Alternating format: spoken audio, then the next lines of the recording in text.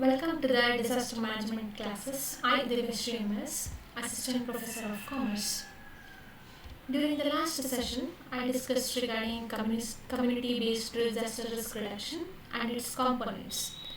ಸಮುದಾಯ ಆಧಾರಿತ ವಿಪತ್ತಿನ ಅಪಾಯ ತಗ್ಗಿಸುವಿಕೆ ಮತ್ತು ಅದರ ಕಾಂಪೊನೆಂಟ್ಸ್ ಬಗ್ಗೆ ಡಿಸ್ಕಸ್ ಮಾಡಿದೆ. ಈಗಿನ ಸೆಷನ್ನಲ್ಲಿ I will be discussing regarding structural measures of mitigation. ಅಂದರೆ ರಚನಾತ್ಮಕ ಕ್ರಮಗಳು ಯಾವುದು ಡಿಸಾಸ್ಟರ್ನ ರಿಸ್ಕ್ನ ರಿಡಕ್ಷನ್ ಮಾಡಲಿಕ್ಕೆ ಅಂತೇಳಿ. ಆದರೆ ಸ್ಟ್ರಕ್ಚರಲ್ ಮೆಜರ್ಸ್ ಅಂದ್ರೇನು, ರಚನಾತ್ಮಕ ಕ್ರಮಗಳು ಅಂದರೆ ಏನು?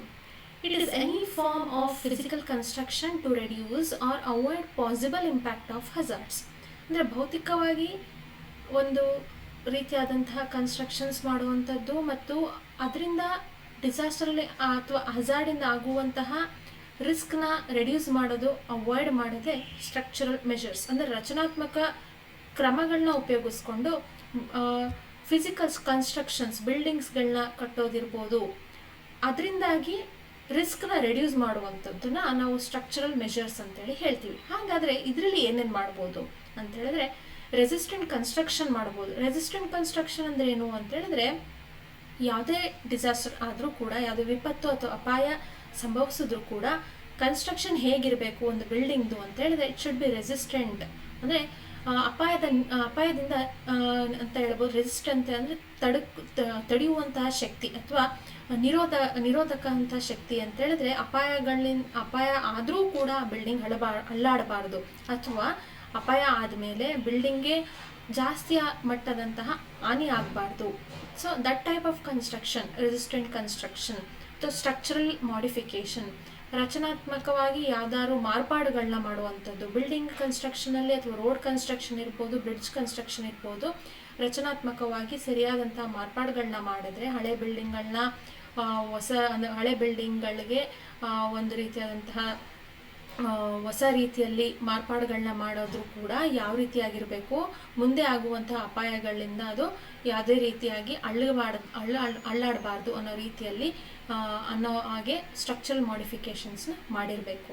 ಆಮೇಲೆ ಪ್ಲಿಂತ್, ಬೀಮ್, ಫೌಂಡೇಶನ್ ಅಂತ ಹೇಳ್ತೀವಿ. ಅಂದರೆ ಇವೆಲ್ಲವೂ ಕೂಡ ಫೌಂಡೇಶನ್, ಒಂದು ಬಿಲ್ಡಿಂಗ್ ಕಟ್ಟಬೇಕಾದ್ರೆ ಫೌಂಡೇಶನ್ ಲೆವೆಲಲ್ಲಿ ಅದು ಎಷ್ಟು ಸ್ಟ್ರಾಂಗ್ ಆಗಿರುತ್ತೋ ಅಷ್ಟು ಸ್ಟ್ರಾಂಗ್ ಆಗಿ ಬಿಲ್ಡಿಂಗು ಮೇಲೆ ನಿಂತಿರುತ್ತೆ. ಹಾಗೆ ಪ್ಲಿಂತ್, ಬೀಮು, ಫೌಂಡೇಶನ್ ಅಂದರೆ ಸ್ತಂಭಗಳನ್ನ ಏನು ಉಪಯೋಗಿಸ್ತಾರೆ ಅಥವಾ ಪಿಲ್ಲರ್ಗಳನ್ನ ಏನು ಉಪಯೋಗಿಸ್ತಾರೆ, ಸೊ ಅದರ ಕ್ವಾಲಿಟಿ ಮೇಲೆ ನಿಂತಿರುತ್ತೆ ಬಿಲ್ಡಿಂಗ್ನ ಒಂದು ಸ್ಟ್ರೆಂತ್. ಸೊ ಇವಿಷ್ಟು ಉಪಯೋಗಿಸಿ ಬಿಲ್ಡಿಂಗ್ಗಳನ್ನ ಕಟ್ಟಿದರೆ ಯಾವುದೇ ಅರ್ಥಕ್ವೇಕ್ ಆಗಿರ್ಬೋದು ಅಥವಾ ಫ್ಲಡ್ಸ್ ಆಗಿರ್ಬೋದು ಅಥವಾ ಸೈಕ್ಲೋನ್ಸಿಂದ ಬಿಲ್ಡಿಂಗ್ ಸ್ಟ್ರೆಂತ್ ಇರೋದ್ರಿಂದ ಅದು ತಡೆಯೋ ಶಕ್ತಿ ಇರುತ್ತೆ, ರೆಸಿಸ್ಟೆಂಟ್ ಪವರ್ ಇರುತ್ತೆ. ಅಥವಾ ಒಳ್ಳೆ ಕ್ವಾಲಿಟಿ ಮೆಟೀರಿಯಲ್ ಪ್ಲಿಂತ್ ಅಥವಾ ಬೀಮ್ಗಳನ್ನ ಯೂಸ್ ಮಾಡಿಲ್ಲ ಅಂತ ಹೇಳಿದ್ರೆ ಬಿಲ್ಡಿಂಗ್ಗಳು ಬೀಳುವಂಥ ಚಾನ್ಸಸ್ ಜಾಸ್ತಿ ಇದೆ. ಮತ್ತು ಪ್ಲಿಂತ್, ಬೀಮ್ಗಳನ್ನ ಉಪಯೋಗಿಸ್ತೇ ಕಟ್ಟಿರುವಂಥ ಮನೆಗಳು ಕೂಡ ತುಂಬ ವಲ್ನರಬಲ್ ಇರುತ್ತೆ for disasters.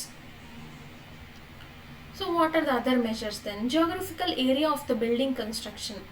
So geographical area is also very much important. ಭೌಗೋಳಿಕ ಪ್ರದೇಶ ಏನಿರುತ್ತೆ, ಭೌಗೋಳಿಕ ಪ್ರದೇಶಗಳು ಇಂಥ ಭೌಗೋಳಿಕ ಪ್ರದೇಶಗಳು ಮಾತ್ರ ಬಿಲ್ಡಿಂಗ್ ಕನ್ಸ್ಟ್ರಕ್ಷನ್ಗೆ ಸೂಟೇಬಲ್ ಅಂತೇಳಿ ಇದ್ದರೆ ಆ ಪ್ರದೇಶದಲ್ಲಿ ಮಾತ್ರ ಮನೆ ಕಟ್ಟೋದು ಅಥವಾ ದೊಡ್ಡ ದೊಡ್ಡ ಬಿಲ್ಡಿಂಗ್ಗಳು ಕಟ್ಟಿದ್ರೆ ಡಿಸಾಸ್ಟರಿಂದ ರಿಸ್ಕ್ ಆಗೋದು, disaster risk will be reduced.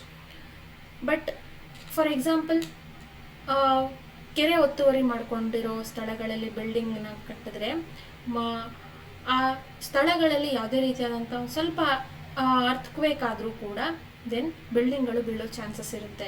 ಹಾಗೆ ಬೆಟ್ಟ ಗುಡ್ಡ ಪ್ರದೇಶಗಳಲ್ಲೂ ಕೂಡ ಮನೆಗಳನ್ನ ಕಟ್ಟೋದಿರ್ಬೋದು ಅಥವಾ ರೆಸಾರ್ಟ್ಸ್, ಹೋಟೆಲ್ಸ್ಗಳನ್ನ ಕಟ್ಟೋದಿರ್ಬೋದು, ಆ ಪ್ರದೇಶಗಳಲ್ಲಿನೂ ಕೂಡ ಸರಿಯಾದ ರೀತಿಯಾದಂಥ ಗ್ರಿಪ್ ಇರೋದಿಲ್ಲ, ಫೌಂಡೇಶನ್ ಮಾಡಲಿಕ್ಕಾಗಲ್ಲ. ಸೊ ಯಾವುದೇ ಲ್ಯಾಂಡ್ ಸ್ಲೈಡ್ಸ್ ಆದರೂ ಕೂಡ ಆ ಬಿಲ್ಡಿಂಗ್ಗಳು ಬೀಳುವಂಥ ಚಾನ್ಸಸ್ ಜಾಸ್ತಿ ಇರುತ್ತೆ. ಸೊ ಜಿಯೋಗ್ರಫಿಕಲ್ ಏರಿಯಾ, ಭೌಗೋಳಿಕ ಪ್ರದೇಶ ನೋಡಿ ಬಿಲ್ಡಿಂಗ್ ಕಟ್ಟೋದು ಕೂಡ ಬಹಳ ಮುಖ್ಯ. Types of structure. ಸೊ ಯಾವ type of structure am building is also very important. And soil pattern. ಸ್ಥಳದ ಭೌಗೋಳಿಕ ಪ್ರದೇಶದಲ್ಲಿ ಯಾವ ರೀತಿಯಾದಂತಹ ಮಣ್ಣಿನ ಗುಣ ಇದೆ, ಆ ಗುಣನ ನೋಡಿಕೊಂಡು ನಾವು ಬಿಲ್ಡಿಂಗ್ನ ಕಟ್ಟಬೇಕಾಗತ್ತೆ. ಅದರ soil is very loose or ತುಂಬಾ ಸ್ಟ್ರಾಂಗ್ ಇದೆಯಾ, ಬಿಲ್ಡಿಂಗ್ಗಳನ್ನ ಯಾವ ರೀತಿ ಫೌಂಡೇಶನ್ ಆಗಬೇಕು, ಯಾವ ರೀತಿಯಾದಂಥ ಮೆಟೀರಿಯಲ್ಸ್ನ ಯೂಸ್ ಮಾಡಬೇಕು. So that matters when we consider soil pattern. Then building insurance. ಬಿಲ್ಡಿಂಗ್ಗೆ ಇನ್ಶೂರೆನ್ಸ್ ಮಾಡಿಸಿದ್ರೆ ದೆನ್ ಡಿಸಾಸ್ಟರ್ಸ್ ಆದಾಗ ಬಿಲ್ಡಿಂಗ್ಗಳು ಹಾನಿ ಆಗಿರುತ್ತೆ ಬಿಲ್ಡಿಂಗ್ಗಳಿಗೆ, ಆ ಹಾನಿನ ನಷ್ಟ ತುಂಬಿಸ್ಕೊಡೋಕ್ಕೆ ಇನ್ಶೂರೆನ್ಸ್ ಮಾಡಿದರೆ, ನಾವು ಇನ್ಶೂರೆನ್ಸ್ ಮಾಡಿಸಿದ್ರೆ then risk will be reduced to some extent. Age of the building also matters. So age of the building, so 100 ವರ್ಷ ಆಗಿರುತ್ತೆ ಆ ಮನೆ ಕಟ್ಟಿ, ಅದಕ್ಕೆ ಯಾವುದೇ ರೀತಿಯಾದಂಥ ಈಗಿನ ಒಂದು ಏನಂತ ಹೇಳ್ತೀವಿ, ಈಗಿನ ಒಂದು ಪರಿಸ್ಥಿತಿಗೆ ತಕ್ಕಂತೆ ಆ ಬಿಲ್ಡಿಂಗ್ಗಳಿಗೆ ಮಾರ್ಪಾಡು ಮಾಡಲಿಲ್ಲ ಅಂತ ಹೇಳಿದ್ರೆ ಅದು ನಿಜವಾಗ್ಲೂ ಕೂಡ ಮುಂದೆ ಅಪಾಯನ ತಂದುಕೊಡುತ್ತೆ ಡಿಸಾಸ್ಟರ್ಸ್ ಆದಾಗ. So age of the building also matters. Roofing pattern. So roofing pattern ಅಂದರೆ ಮೇಲ್ಛಾವಣಿ ವ್ಯವಸ್ಥೆ ಹೇಗಿರಬೇಕು.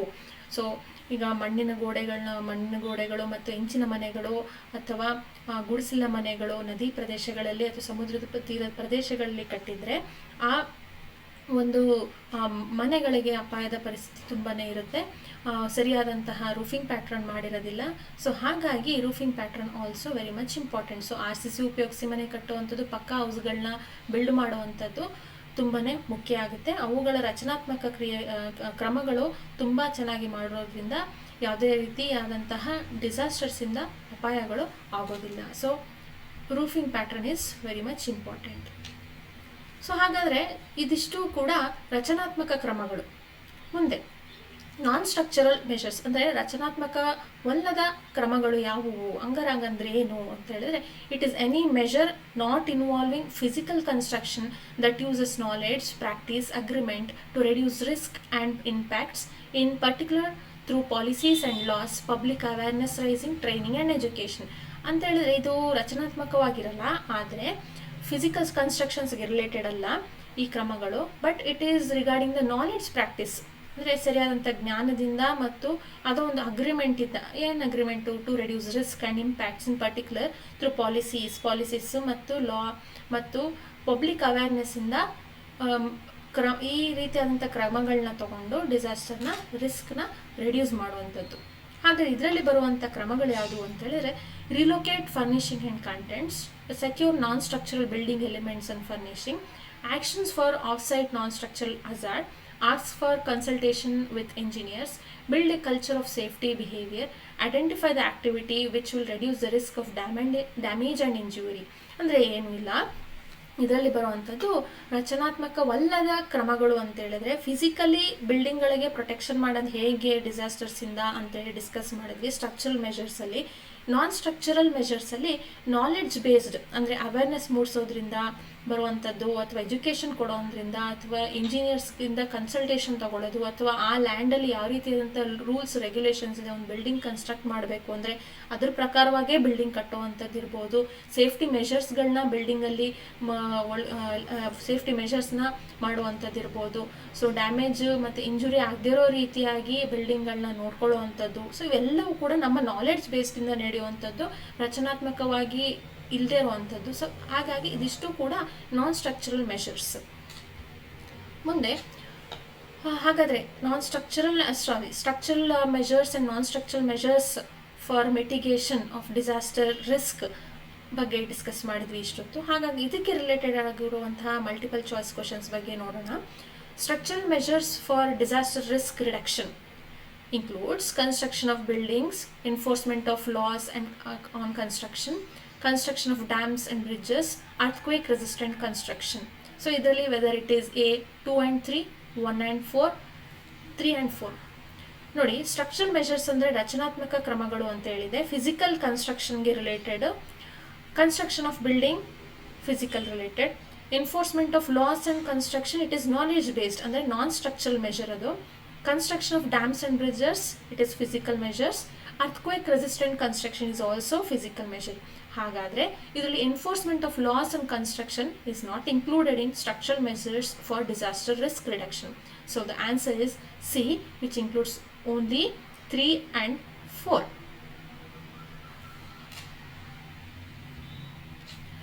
Very high resolution satellites are being used for the detection of tectonic movement of the earth, and earth's fault zones is an example for non-structural measure, structural measure.